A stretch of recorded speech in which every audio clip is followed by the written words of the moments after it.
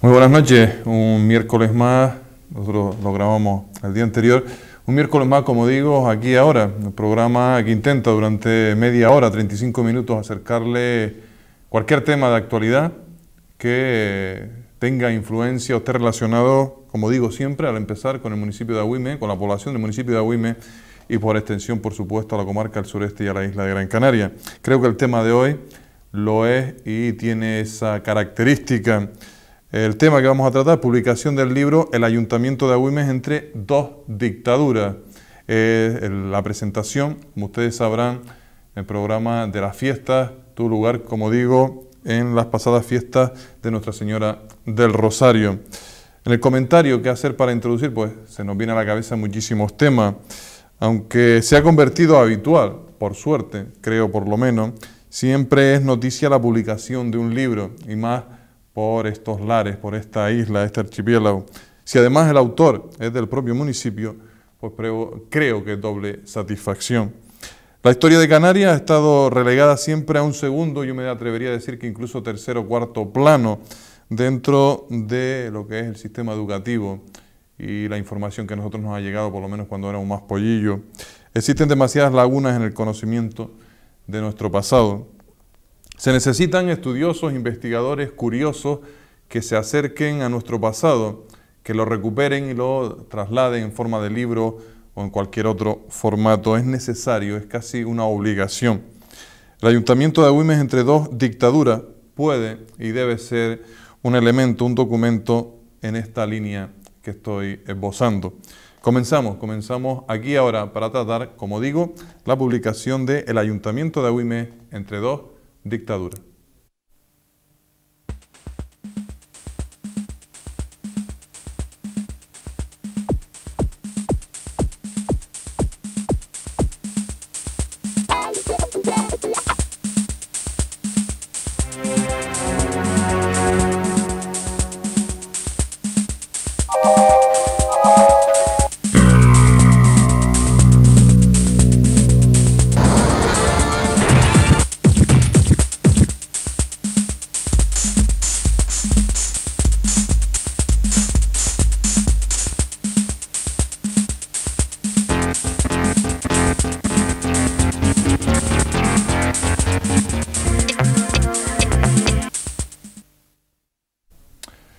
Proseguimos, qué mejor invitado que para hablar de un libro que su autor, en este caso Fernando Romero. Fernando, buenas noches. Buenas noches. Gracias por estar con nosotros. Ahora mismo profesor de Geografía e Historia en el IES, en el Instituto de Secundaria José Serpa, en vecindario, en el municipio de Santa Lucía. Fernando, para romper un poquito, viviendo algunos datos, el libro, la biografía, para romper el hielo, y sabemos que en la profesión hay disparidad de criterios con esto. ¿Cómo te gusta que te llame o cómo te consideras maestro? Y tú has hecho la carrera de magisterio o profesor y sabes que lo vivimos en los departamentos, esas luchas intestinas que algunas veces no conducen a nada. ¿Tú cómo te consideras, maestro, profesor, educador? Yo prefiero más el término maestro, ¿no? Es el título que tengo yo también por carrera y es el que más de entrada me satisface, ¿no? ¿Entiendes esas distinciones y esos mosqueos de la gente? Perfectamente. Sobre todo los que tienen una cultura más universitaria de partida, ¿no? Que tratan de diferenciar los niveles por titulaciones y demás, pues parece que es donde más se discute el tema, ¿no? Pero, por ejemplo, en mi departamento, en el instituto, que todos somos maestros en el departamento, pues no hay ningún problema, ¿no? Y además yo entiendo que el maestro está para alumbrar a los alumnos, no para deslumbrarlos. Y entonces pues yo creo que la labor del maestro es precisamente alumbrar el camino, indicar, orientar. Y el profesor quizás se sube a la tarima y lo que trata es de deslumbrar, decirle a los alumnos, mira todo lo que sé, y ustedes crecen con la boca abierta.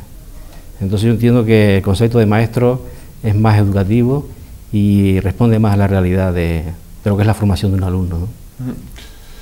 ¿Son buenos, según tu punto de vista, son buenos tiempos o malos tiempos para el educador y para la educación? Parece que la opinión pública parece que dice que sí, que son malos tiempos, ¿no? Eso depende siempre del punto de vista con que se mire, ¿no? Y depende también de los resultados que cada uno y la experiencia que tenga, ¿no? De todas maneras, al universalizarse la enseñanza secundaria obligatoria hasta los 16 años, pues evidentemente mucho alumnado que antes estaba en la calle ahora está en los centros, ¿no? Y eso inevitablemente pues repercute en la calidad educativa, en los problemas de disciplina y en esa rumorología y en esa fama última de que los centros y la educación pues es poco apetecible, ¿no? De todas maneras, la cuestión va por lugares, por calles, por institutos y por zonas, ¿no? De todo hay. Adentrándonos y nos acercaremos, vamos a hablar del libro, ¿verdad? Como preámbulo, como profesional, geografía e historia. Te traslado una pregunta que me han hecho a mí también los alumnos, y esto para qué sirve, a mí esto para qué me va a servir, esto a mí no me va a servir para nada. ¿Por qué me obligan a estudiar geografía e historia? ¿Para qué sirve, Fernando, la geografía e historia? Bien, desde el punto de vista utilitarista, para buscar un puesto de trabajo, para hacer algo concreto, desde luego que poco sirve, ¿no? Ahora bien, para ayudar a ser personas, para tener criterios, para conocer el pasado, para situarnos en el mundo, para entender una noticia, para entender lo que dice un periódico, sin llegar a más profundidades, sin leer libros ni meternos en bibliotecas en silencio, sino simplemente para andar por la vida y entender muchas de las cosas que ocurren a diario, pues es imprescindible tener conocimiento de geografía y de historia. Y mucho más ahora que se habla de la globalización del mundo, se habla de llevar el pensamiento único a todo sitio, aparece la geografía, el terrorismo mundial, el capitalismo mundial, liberalismo económico a todo, en fin, hace falta situarse en el mundo, saber dónde estamos, dónde están otros países y luego también conocer algo de su historia para entender cosas presentes, ¿no? O sea, en ese sentido la historia es un poco maestra de la vida también. Muchos errores que se cometieron en la historia pues se están precisamente evitando teniendo como referencia los errores anteriores, ¿no? Si no pensemos, por ejemplo, en la Unión Europea, sin ir más lejos, ¿no? Entrando en nuestro tema en concreto, ¿qué es decir al público que nos está viendo, nos está oyendo? Es decir, ¿qué le podemos decir en un primer acercamiento? ¿Qué es este libro, El Ayuntamiento de Agüime entre dos dictaduras, 1923-1939? ¿Qué se pueden encontrar? A grandes trazos, no podemos detallar, ¿no? Bien, el libro está planteado de tal manera que lo pueda leer sin ningún tipo de problema cualquier persona, incluso sin conocimientos históricos, o que en su momento tuvo algún conocimiento histórico y después de 40 o 50 años pues ha olvidado la historia y está dedicado a su profesión, o que nunca ha tenido contacto con la historia. Me explico de la siguiente manera. El libro está estructurado de tal manera que después de los primeros capítulos en que está la introducción y demás y el prólogo, pues aparece en todos los capítulos un apartado primero que habla de la historia de España, es decir, qué pasaba en España y en Canarias en ese momento, en esos años, y a continuación qué pasaba en Agüime, con lo cual el quien lo va leyendo se sitúa cronológicamente los hechos, mientras en Agüime pasaba esto, en Canarias, en España pasaba esta otra cosa. Entonces casi simultáneamente, de forma muy resumida evidentemente, pero hay unas pinceladas de la historia general de España, de Canarias y de Agüime, con lo cual hay una visión cronológica bastante global de los sucesos, ¿no?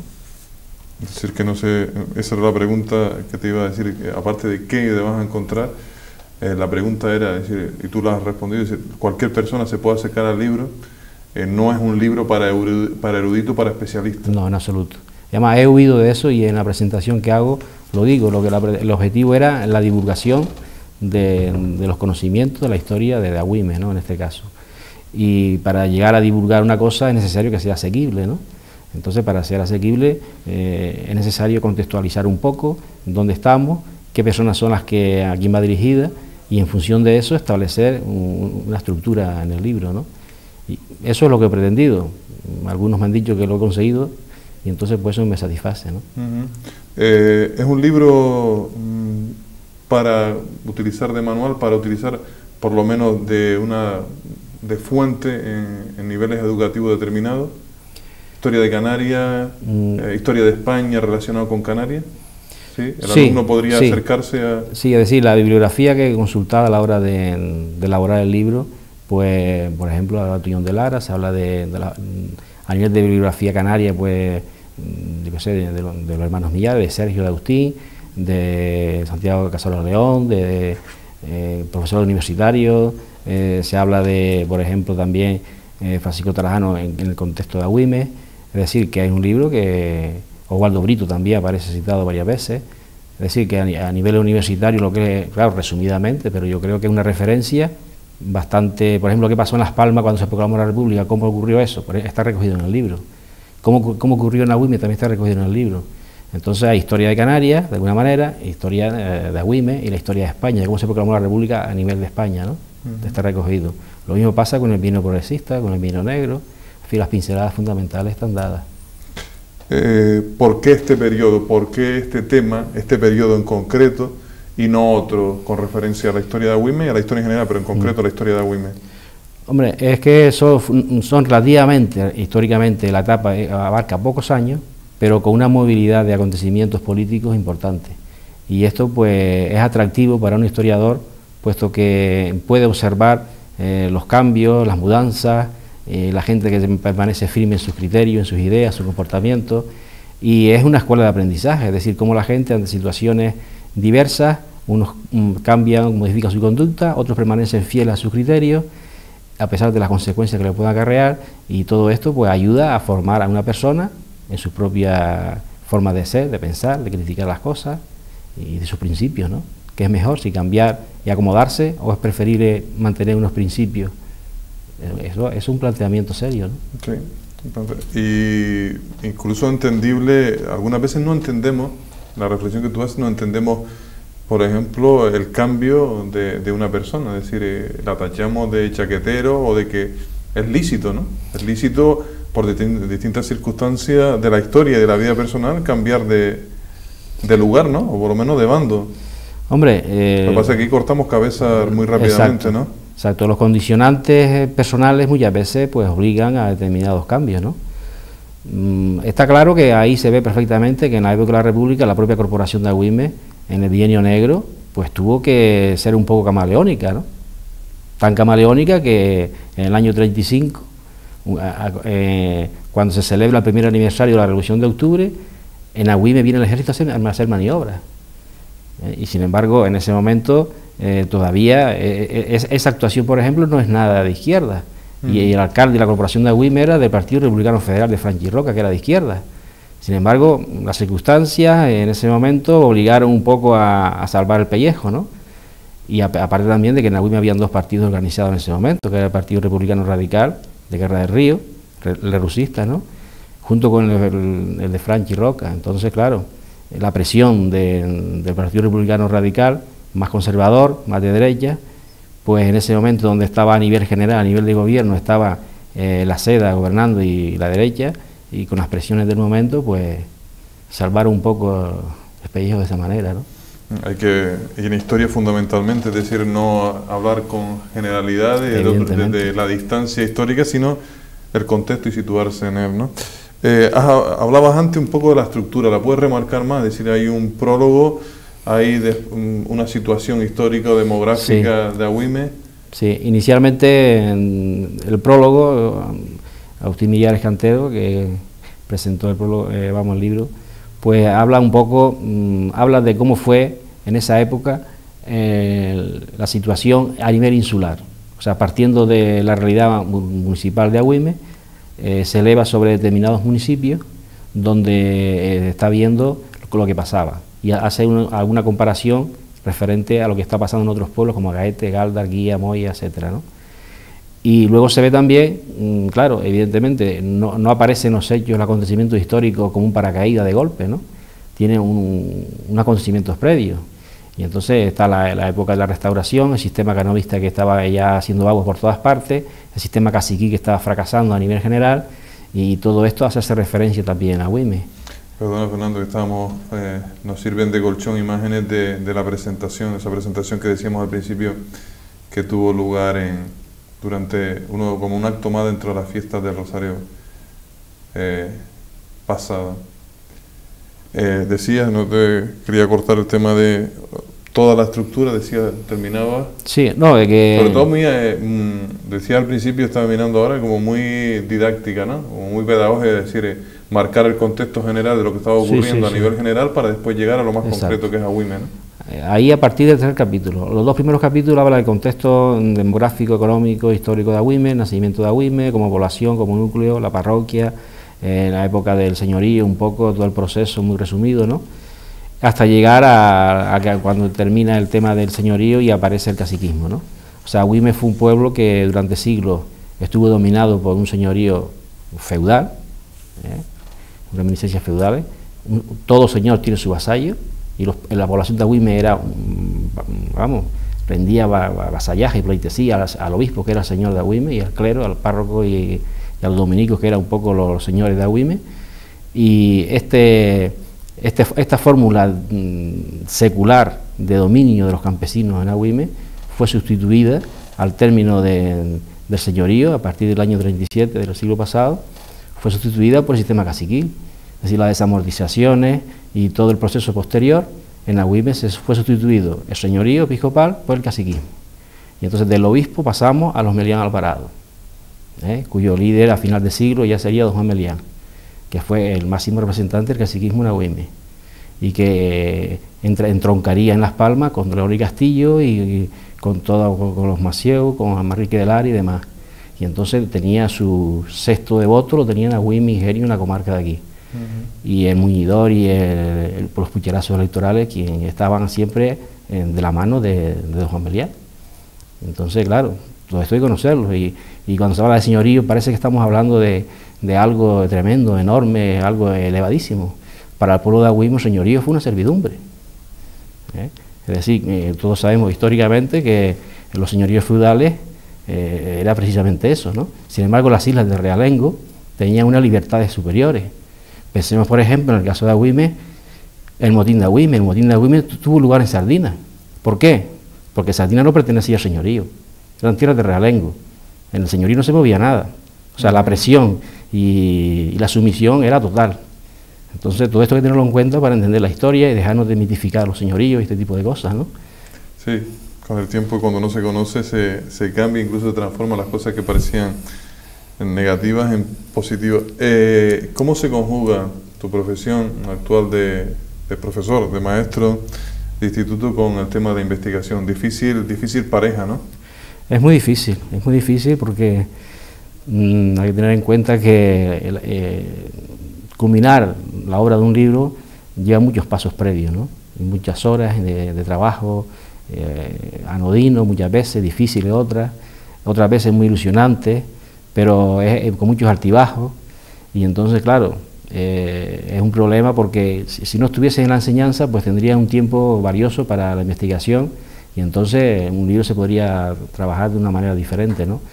Pero preparándote las clases, invirtiéndolas, corrigiendo la vida cotidiana de toda persona, ¿no? La familia, etcétera, ¿no? Entonces, pues todo esto hace que sea muy difícil conjugar esto, ¿no? Entonces hay que hacerlo en tiempos libres, pasa muchos meses o años en terminar una obra, por eso es necesario el trabajo en equipo, ¿no? Este tipo de cosas, si en equipo sería muy diferente. ¿Cuándo nace esta obra, esta idea? ¿Cuándo nace? Lo decíamos, estábamos hablando antes de comenzar el programa. Casi bueno, como trabajo de... Sí, como trabajo final de licenciatura, de la asignatura de Historia de España Contemporánea, pues al final el profesor no, pues mira, hay que hacer una investigación, pues si ustedes van a ser historiadores, pues hay que meterse en los archivos, ¿no? Entonces elijan, pueden meterse en el Museo Canario, o investigar algo referido al puerto de Las Palmas, y entonces yo no voy ni al puerto de Las Palmas ni voy al Museo Canario, me meto en el archivo municipal y vemos a qué pasa, ¿no? Y entonces pues por ahí salió la idea. Al principio fue muy limitado, trabaja un poco de clase, ¿no?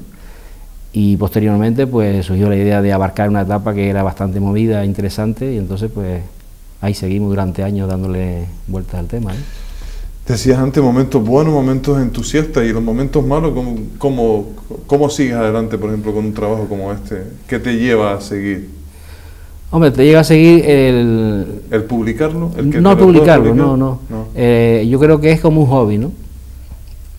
Es decir, los momentos malos, dice, bueno, esto que estoy haciendo no sirve para nada, pero te gusta, y lo sigues haciendo, es decir, sin pensar en que si lo vas a publicar, porque estamos hablando de que el envión de este libro está del año 88, 89, ¿no?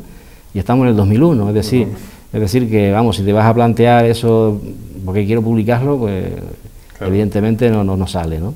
Y entonces hay que tomárselo de esa manera, ¿no? Evidentemente, si nos alejamos de la enseñanza y nos dedicamos a la investigación, sería otra cosa, ¿no? Pero ¿de qué viviríamos también? Exacto. ¿No? ¿Recompensa? Si el tema de publicación te lo apuntaba, ¿qué recompensa tiene esto? ¿Verlo en estantería, verlo que la gente puede consultarlo? La recompensa es la satisfacción personal. O sea, ni hay una satisfacción económica. Esto no es un invento para ninguna ingeniería de ningún tipo, ni para una máquina que se va a vender y va a ganar mucho dinero, ni va a tener aquí derechos de autor, ni nada de esto. Es simplemente la satisfacción personal. Es decir, es un poco también la materia que nosotros vendemos, entre comillas, en los institutos. Es decir, la historia no sirve para nada. Nos sirve a lo mejor para enriquecerte económicamente, pero enriquecerte personalmente, pues sí, y mucho, ¿no? Te da una satisfacción personal muy grande, en fin, y te agrada verlo en una estantería, posiblemente a lo mejor también de algo de prestigio, para quien lo lea, quien no lo lee, pues no lo valora, evidentemente, pero nada más. Es decir, no es una cuestión de dinero, ni que es lo que estamos en el mundo del dinero, ¿no? Nada de eso, simplemente es un hobby, una afición, que al que le gusta pescar está 2 o 3 horas pescando todos los días, al que le gusta estas cosas pues se dedica también, a la larga pues sale un libro, ¿no? Fernando, en esa misma línea, a la familia, que es a la que uno le va quitando el tiempo para hacer estas cosas, ¿qué te dice? ¿Qué opina? Bien, hombre, en la familia bien, pero claro, lo que pasa es que a veces también se cansan. Bueno, yo aprovecho muchas veces que en los momentos muertos, hay momentos de descanso, de la siesta, que yo no suelo hacer la siesta, pues entonces son 2 horas que a lo mejor aprovechas por las tardes. Cuando está la gente que sale o cualquier cosa, pues aprovecha. Es decir, como es una cosa que es a medio y largo plazo, pues tampoco tiene que estar, no voy a ningún sitio porque tengo que hacer esto, no. O sea que un libro no lo vas a hacer en 3 días, esté como esté, vamos a salimos, nos vamos y ya está, se queda como está. Vamos aprovechando otro huequillo, otro ratito. Entonces un hueco por aquí, un hueco por allá, sin dejar de hacer la vida cotidiana normal, de salir, trabajar y divertirse un poco y todo, pues va saliendo las cosas, ¿no? Las fuentes, geografía, hablabas antes, y recuerdo de Waldo Brito, profesor de la Universidad de La Laguna, Teresa Noreña Salto, profesora de Historia Moderna también en la Universidad de La Laguna, Enciclopedia Ilustrada de Canarias, palabras mayores como Manuel Tuñón de Lara, Francisco Tarajano, más cercano, Viera Clavijo, un clásico con su Historia de Canarias. Eso, pero más que esa fuente que ya la he relatado, el estado ¿se puede investigar historia de Agüime aquí en Agüime? ¿Cómo están los archivos, disponibilidad, calidad, es decir, cantidad de información? ¿Cómo está el tema? Vamos, en Agüime hay mucha información referida a la historia, ¿no? O sea, básicamente aquí tenemos como 3 fuentes que se pueden investigar de una forma clara. Tenemos por una parte el archivo municipal, que tiene mucha información, está en un proceso de mejorar la información, de ordenarla mejor. Parece que van a construir un nuevo local para los archivos municipales y luego organizarlo de una forma adecuada. Y están también los archivos parroquial, también bastante bien organizados, y ha habido una preocupación mayor en este terreno en el archivo parroquial. Y también está aquí, que no es menos importante, por ejemplo, el juzgado, ¿no? Es decir, ahí hay una serie de información que eso es virgen todavía. O sea, a nivel demográfico, a nivel de relaciones de familias, en fin, de gente que entra, que sale, de estudios demográficos de todo tipo, alta, baja, muerte, nacimientos, etcétera, y hacer unas comparaciones con lo que está en la iglesia, y hacer unos estudios todavía demográficos que están por hacer, y de eso no hay nada, ¿no? O sea, todavía en esto estamos iniciando un camino que esperemos que se sume gente, ¿no? Pero material de investigación, fuentes directas, aquí hay mucha información. ¿Alguna cosa más? No sé si me ha quedado algo que quieras apuntar sobre el libro. ¿Alguna cosa? Bien, no, sobre el libro, yo creo que es interesante para, sobre todo la gente de Agüime, que pueda conocer a los que aparecen en el libro, los abuelos, los bisabuelos, etcétera, pues los personajes que aparecen, personajes...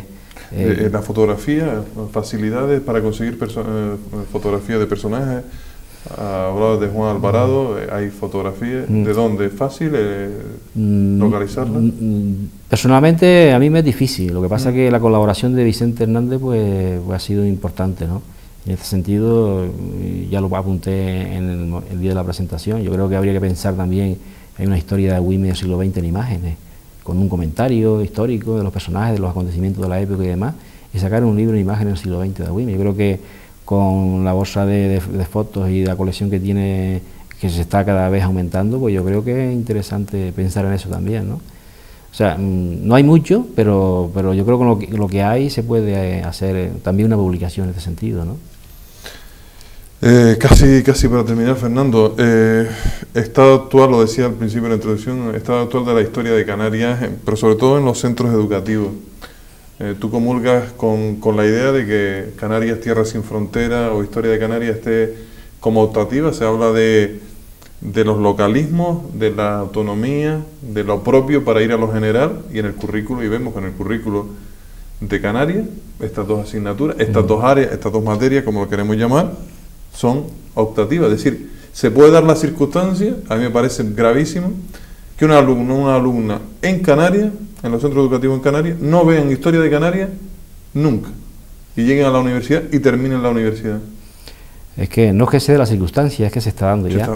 Es que Agustín Millar, en la presentación del libro, ponía el ejemplo, que él al principio de curso hacía un test un poco de la gente, ¿no? Cuando da la materia de historia de Canarias, y gente que está en la universidad no conocía, no sabía nada de Vira y Clavijo, ni de León y Castillo, pero no uno ni dos, de 40, 50 alumnos, a lo mejor uno sabe es que está ocurriendo. O sea, la historia canaria, desde mi punto de vista, debe ser una materia obligatoria para los 3 bachilleratos, de información general y de cultura general para los que estamos ahí, vivimos aquí. O sea, no se puede dejar a la autoactividad, a que el profesor me es simpático, me es antipático, el alumno esto no me gusta porque tengo que estudiarlo, aquello me gusta más. Es una materia que debe ser obligatoria. Y mientras no sea así, seguiremos en las mismas condiciones o peores. Ya digo, el ejemplo que puso Agustín Millar es clarísimo, ¿no? Ese personaje como Vira y Clavijo y León y Castillo totalmente desconocido para universitarios. Clarísimo. Y tampoco se puede dejar en las manos de maestros y profesores que de voluntad propia y porque son, digámoslo así, no sé si el término es correcto, forofos del tema, te vayan dando en sus clases, en sus cursos, haciendo un huequito, que exacto. Eso es de lo más que lo más que le suena a Historia de Canarias ha sido en ese proceso, ¿no? Es que poner parche y apéndices a un tema y al final un poquito, 5 minutitos de Canarias, eso no conduce a nada. Porque al final se convierte en anécdota, los alumnos no lo valoran y quedan ahí como nada. Es decir, yo entiendo que hay que ir hacia una materia obligatoria. O sea, qué menos que los canarios conozcan su historia y su geografía, es decir, el lugar donde vive, lo que ha ocurrido con su gente, etcétera, ¿no? Si no conoces qué ha ocurrido anteriormente, si no conoces tu raíz, si no conoces quién eres, cómo has llegado a ser, me parece que mal vamos. Sí, sí. O sea, muchas cosas, por ejemplo, hablando en términos de concreto del libro muchas cosas, muchas formas de pensar, muchas formas de actuar que tenemos peculiarmente como algo propio de la gente de Agüime, pues se puede observar viendo el libro, es decir, los comportamientos ante los cambios, cómo la gente va adaptándose o no adaptándose, o mantiene sus principios, y cómo luego uno, en fin, cómo piensa, es decir, en los comportamientos se está viendo que esa forma de pensar que nosotros tenemos hoy en Agüime, pues tiene una raíz. Y yo cuando estoy viendo determinados actos, algunas veces, pues estoy imaginándome, yo qué sé, a don Juan Melián Alvarado, como un cacique cuando veo situaciones caciquiles, ¿no? Y digo, esto viene de atrás, es decir, tiene una explicación, de la conducta, ¿no? Y entonces, claro, situaciones como las que se dan en el alcalde de la República, situaciones, por ejemplo, los maestros de la República, que fueron perseguidos, muchos de ellos, actuaciones de otros maestros que actuaron de otra manera, en fin, el médico, el doctor Retana, las persecuciones posteriores, el grupo de gente de Agüime que estuvo en el campo de concentración de Gando, es decir, cómo esa gente luego quedaron marginadas, es decir, gente que yo conozco de niño, que yo no sabía por qué, nadie hablaba con ella, y estaban en las calles, en las aceras sentados, y todo el mundo decía, vete para allá, con este hombre no se habla. Y me he enterado que era un hombre que fue de la República. Y entonces, como en aquel tiempo era el apestado, ¿no? El apestado. Y entonces, lamentablemente, este tipo de cosas, pues hay que conocerlas, ¿no? Y cuando vamos a actuar y vemos cosas en la actualidad referidas a aceptaciones o rechazos de muchos aspectos de la vida, pues este tipo de cuestiones no son nuevas, ¿no? Esta forma de pensar y de actuar de mucha gente de Agüime tiene su carga histórica, que ha sido comunicada de generación en generación, lo bueno y lo malo, ¿no? La penúltima, no sé, como dicen los viejos, no se suele decir nunca la última, la penúltima, Fernando, proyectos de futuro, metido en alguna tarea. trabajo de investigación para los bueno, próximos años? Yo creo que debemos pensar, no yo, sino hay una serie de personas que están trabajando cosas, ¿no? Tenemos a Paco Tarajano, que está haciendo un trabajo importante sobre los acontecimientos ocurridos en Agüime. Tenemos, por ejemplo, José García, que también ha hecho cosas por Agüime y que yo creo que habría que contar con él. Tenemos a Francisco Bordón, que también ha hecho cosas por Agüime y ha hecho alguna investigación. Gregorio González también ha hecho también algo y está involucrado en todos estos temas. Igual hasta tú también, Vito de Suma, como te comentaba. Y yo creo que hay que formar esto que estamos haciendo cosas dispersas, que aparecen una vez uno que publica, el otro que hace una cosa tal. Yo creo que hay que reunirnos y formar una comisión de trabajo, repartirnos, establecer unos objetivos y luego pues buscar una dinámica de trabajo y una metodología de tal manera que lo que se hace de forma aislada siempre es mucho más agradable hacerlo en grupo, ¿no? Yo he tenido la experiencia de trabajar, no en grupo, pero el libro anterior de Roca Aguario, los 20 años de historia con Gregorio, y he tenido la experiencia de hacer este solo y yo me sentía mejor haciéndolo con Gregorio. O sea, yo creo que éramos dos. Si somos 3 o 4 repartirnos las tareas, yo creo que será mucho mejor, ¿no? Porque nos comunicamos, lo criticamos, revisamos las cosas, vemos fuentes, contrastamos, y eso de forma individual a veces se te escapa, ¿no? Además de que muchas veces en los momentos bajos pues nos animamos unos a otros y tal, cosa que cuando es individual, cuando viene un momento bajo, arrimas el trabajo y lo dejas, no va a pasar 2 años. Cosa que si estás en un grupo involucrado, pues uno pasaría 2 años, no pasa un mes, pero vuelves otra vez. Es decir, este tipo de cosas yo creo que es mucho mejor el trabajo en equipo y mucho más eficaz también. Pues muy bien, Fernando, repetirte las gracias por estar por aquí y hablar del libro y de historia y de otros temas colaterales. Pues muy bien, muchas gracias y vamos a ver si seguimos algunos más sumando para este tipo de cosas. Materia prima hay, lo que hay que sacarla ya de la luz pública. Se recoge el guante y es una propuesta muy interesante, como dice Fernando, y que se puede estudiar y se puede tirar para adelante.